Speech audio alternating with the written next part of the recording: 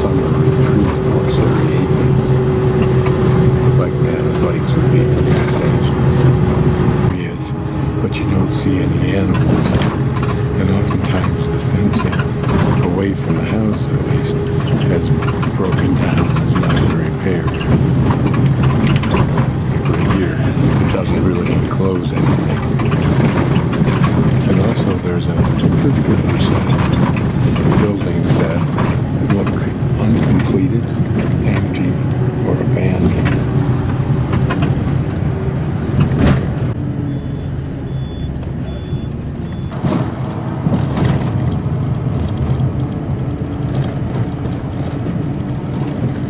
The locals have turned it into a sewer. As you can see from the adornment of the trees by all kinds of colored plastic. Still a pretty stream. Kind of environment you'd expect to find in Idaho, Montana, Washington.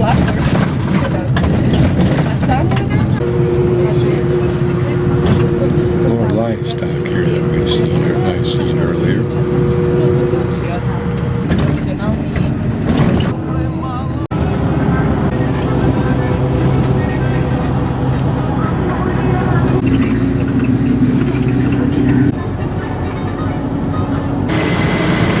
The bridge overpasses, the railroad overpasses.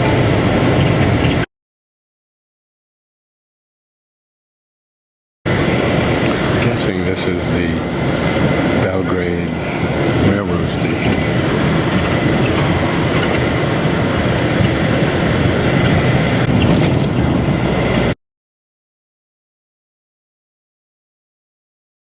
This is my one-night hostel in Belgrade.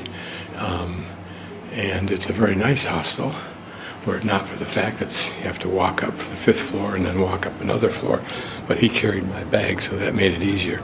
This is the deck up on top of the building. And he tells me that I can get a bus right over there, 72, to the airport tomorrow morning. His greatest asset for me is not only did it have a good rating, but it's right on the main pedestrian drag, and that's about all I'm going to have time for today. Well, I got here, it wasn't raining. A man named Jovan, which means John in Serbian and Bosnian and Croatian, led me from the bus station, or from the tram stop, almost to my hostel, because that's where he was going. He's a professor of literature at a university here. And then I went up to my room and came back, and it started raining. Surprise!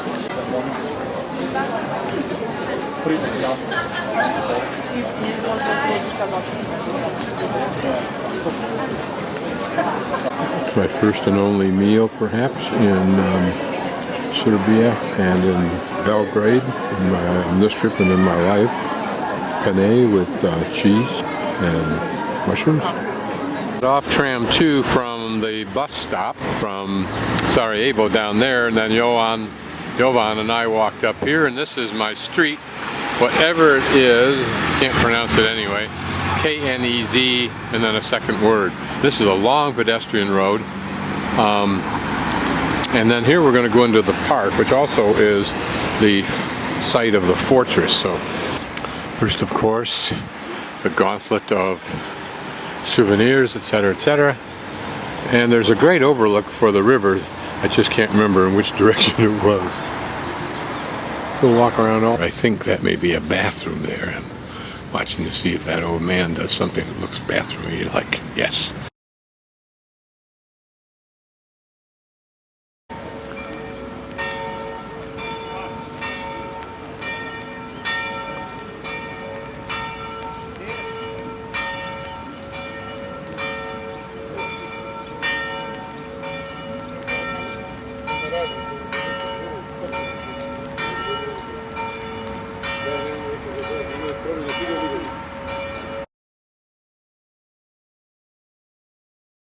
Don't know what this mosque is, or church is rather.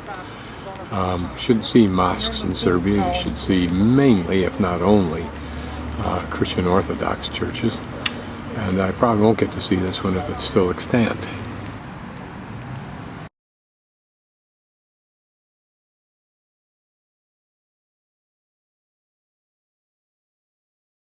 Whether this is some remnant of the fortress, I have no idea. I'll just do a slow pan along this waterfront. I'm not sure which river this is. There are two here. One is, I think, the Avar, and the other is the Danube. Whether that point down there is the junction or not, I just don't know for sure. But it is close by. This exhibit here, which does include English, apparently is designed to give some insight into the demolition and destruction that's occurred in Belgrade over the time, including, and in particular, the Second World War. But it also alleges that there were bombs for reasons not necessarily related to the war. Of course, Serbia did the same thing to Sarajevo and Mostar. That's why we saw the wreckage there. And theirs seems far more recent and far less excusable. It always seems like such an unnecessary atrocity years after the fact. It's an irony that what was imposed on the Serbs by others, this fleeing for a safe refuge from the bombing, the Serbs imposed on the Bosnians at Srebrenica and then slaughtered 8,000 of them, literally slaughtered. Slaughtered as though they'd taken direct knowledge from the Nazis. But when do we forgive? When do we forget? When do we excuse? When do we move on? What generations, how many generations after such events, whether it's the Second World War or Srebrenica, should pay the price for its parents or grandparents' atrocities in the name of whatever phony justification? That perhaps is the fortress, and perhaps we wander in down here. If you think of the legislation passed by our Congress not so long ago, almost in secret, at least the public wasn't aware of it, that now holds hostage the heirs of debt created by parents and grandparents. If we use that standard to excuse the moral injustices in the world, we don't excuse it. We never forgive it. We never fail to keep track, to keep score. Imagine if just a fraction of the colossal resources spent in the name of war were spent for something productive. Man might actually could say that he has advanced morally as well as economically. I wonder if that was a watered moat or just making it more difficult to get up to this next wall. Well, it certainly is classical moat. I remember seeing this design, this kind of tubular design, at the end of the slope, or the top of the slope before the vertical wall. And that fortress in the trading town in Poland, can't remember its name. Certainly this looks as though the moat were water filled.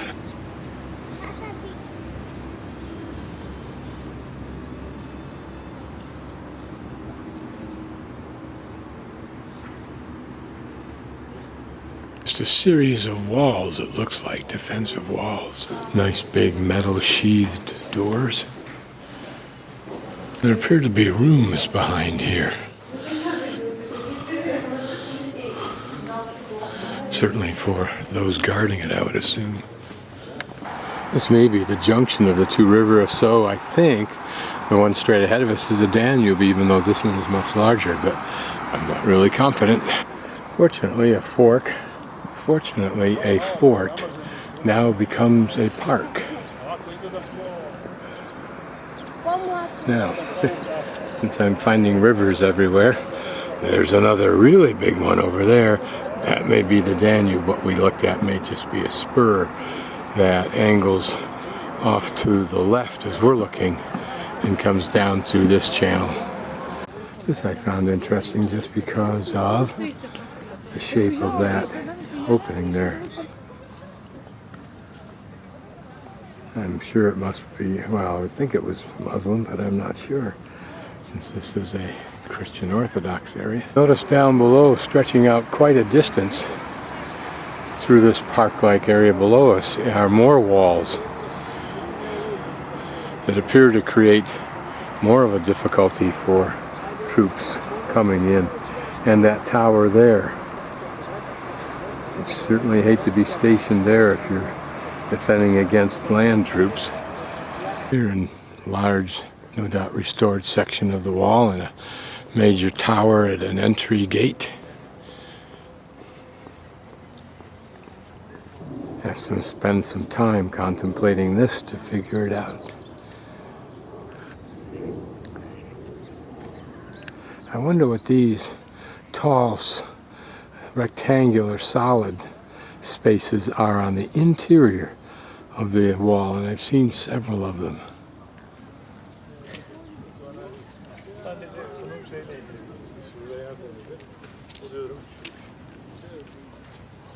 Some kind of earlier ruins, but what I find somewhat interesting is that downward slope, like you see at Colosseums.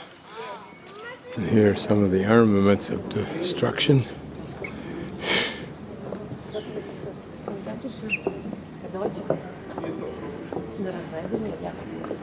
We kind of glorify these weapons of war without realizing how much damage incurs when a shell as big as the one that came out of that hole hits the ground in a neighborhood, for example. Here I'll pan to get another view of the extensive works of this fort.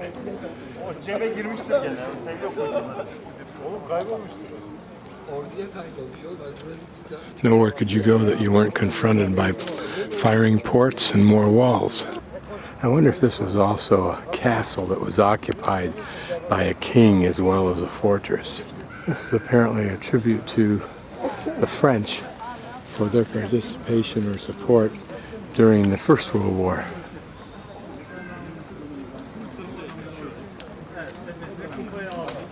Here, a lovely canopy of trees that must provide a welcome relief to the summer's heat.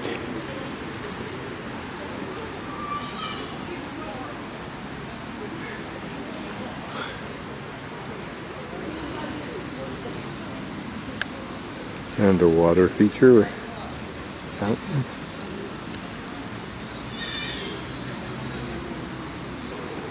Old men gathering in the park.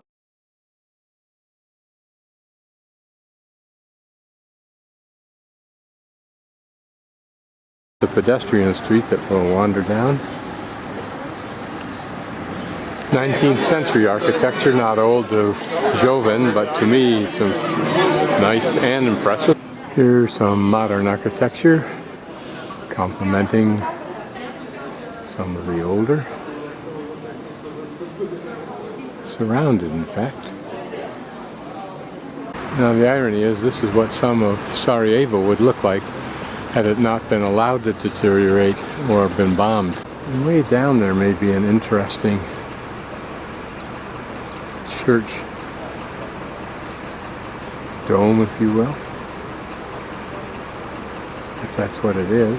And Joven made the point that it's these smaller, thinner buildings that may be the oldest because they didn't build large buildings then. Certainly on a Thursday night, the Cafe Society is cranking right along. And even the side streets lend some credibility to the preservation of the past. But then that looks like a modern building right there in the center on the right.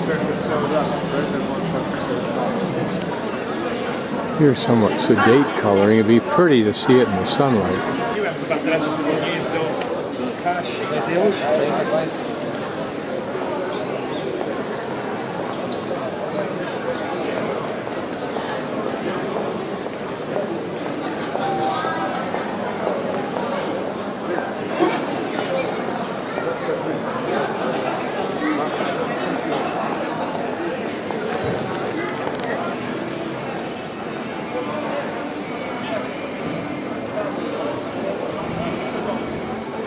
Here the owners made a nice attempt to freshen and restore this building. I'm not sure what you call this, Rococo or Neo-Rococo or something. This guy gets a beautiful sound out of that guitar.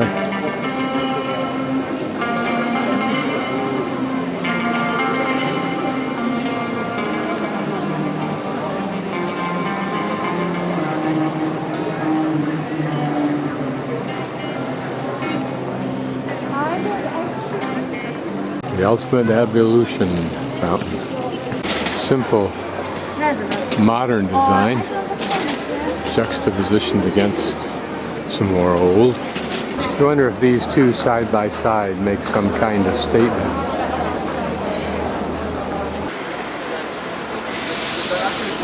It's interesting how dark and oppressive looking this building looks because of these grimy lower floors.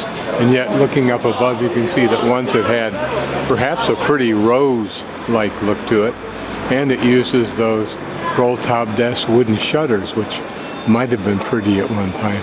What has made this particularly dark street is interesting is this wall looks the same opposite maybe from the restaurants. They're a classical building with what first looked like acorn finials at the top, but in fact I think are torches.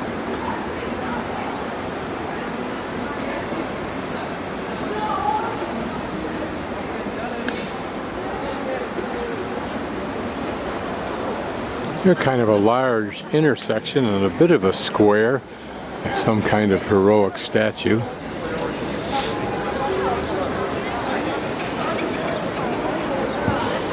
And even an interesting clock. They're a pretty building because of its green balconies, I think. I think this is the extension of that pedestrian street I was on earlier.